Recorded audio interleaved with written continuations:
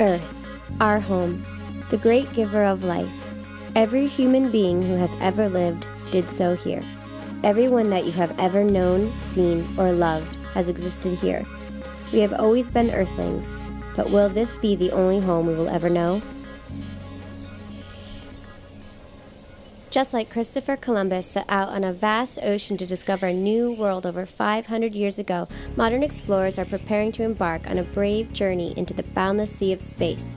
It's an expedition that is structured within our DNA, embedded in each and every one of us. So if we are destined to explore space, the final frontier, to boldly go where no one has gone before, where do we start? Are there planets out there like Earth that can sustain life? Will we have to travel to distances measured in light years to get there? The second home of our species may be much closer than you think.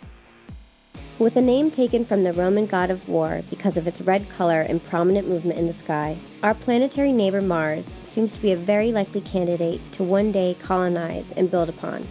It has been the topic of many movies over the years and has crept its way into mainstream media with the help of satellites and rovers. At its nearest distance to Earth, the planet Mars is close to 54 million kilometers away, which is about 34 million miles.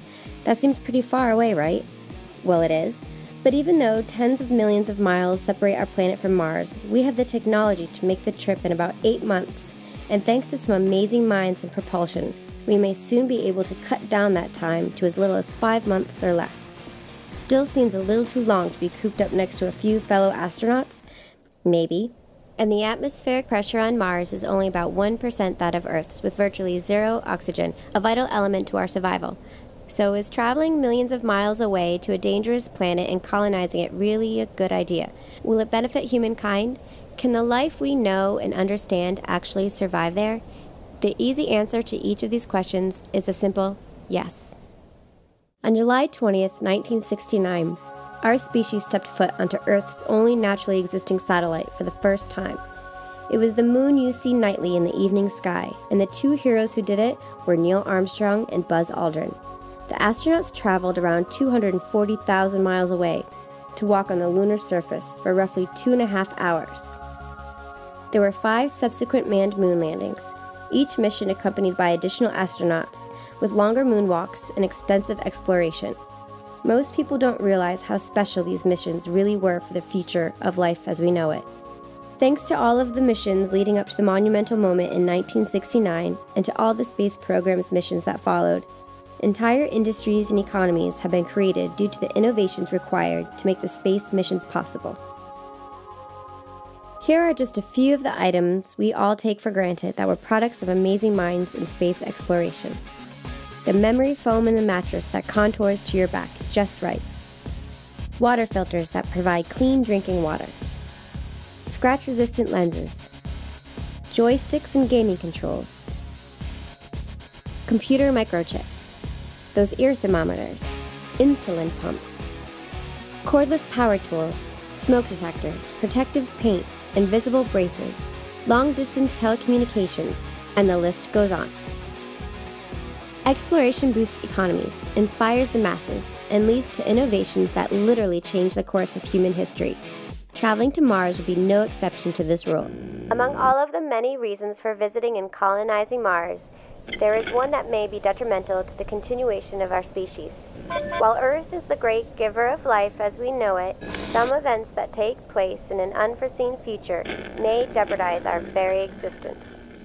In order to ensure the continued growth and survival of human beings, we are going to have to venture out into space and become a multi-planetary species. Many scientists feel that it is not only important for humankind to seed other planets with our own species, but an enormous evolutionary responsibility on behalf of all walks of life. The first thing that most people think of when considering the idea of traveling to Mars is whether or not the capabilities of getting there safely even exist. And to set the record straight, they do.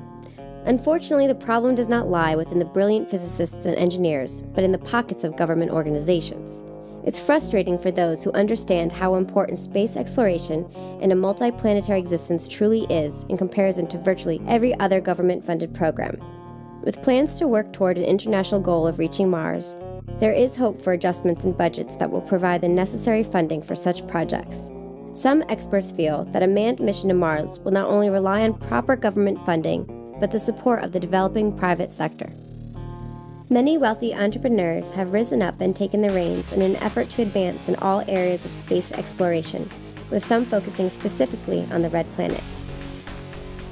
Such privately owned companies like Sir Richard Branson's Virgin Galactic or Elon Musk's SpaceX have developed efficient technologies that show promise in assisting with the exploration and eventual colonization of Mars, with hopes of securing the proper funding and creating a synergy among our modern explorers.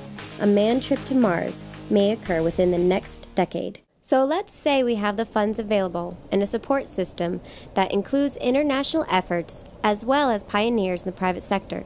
How do we set foot on Mars? It's typically understood that the shortest distance between 2 points is a straight line. However, the navigation must change when both points are constantly moving. Both Earth and Mars are always orbiting the Sun, so launching a rocket directly at Mars today would never get there because the planet would be long gone by the time you arrived. In order for a spacecraft to hit a target on Mars, it has to be aimed in the direction where the planet will be at the calculated time of arrival. It sounds complicated, but we see this happen daily. When a batter swings toward a curveball in the direction it will eventually break to, they are just quickly calculating a connection with a moving target. Since fuel is a limited resource in any long-distance travel, the desired method of travel is called a Hohmann transfer orbit, first proposed by German engineer Walter Hohmann. He published the first description of the maneuver in 1925. Through this method, a spacecraft is boosted out of Earth's orbit to a greater orbit around the Sun, and eventually meets at the orbit of Mars. The faster the orbit is achieved, the more fuel needed. Now that we have an idea of how to go about sending a manned expedition to Mars, what will we do when we get there? Could establishing a colony of human settlers really be possible? It's inspiring to know that NASA scientists are already working on new technologies for our arrival and exploration of Mars. Robots with mining capabilities, all-terrain space vehicles, less restrictive spacesuits, protective living quarters, and much more are currently being developed. Initially, the early Mars missions may focus on answering the fundamental questions, such as the planet's origin, its connection to Earth, and the kind of elements and compounds that exist beneath the surface. It is accepted that most of the atmosphere is composed of carbon dioxide, with a fair amount of frozen carbon dioxide at the planet's ice caps and beneath the surface. But a growing number of scientists are beginning to favor the concept of Mars having both frozen and liquid water under its seemingly barren visible layers. What does all this mean?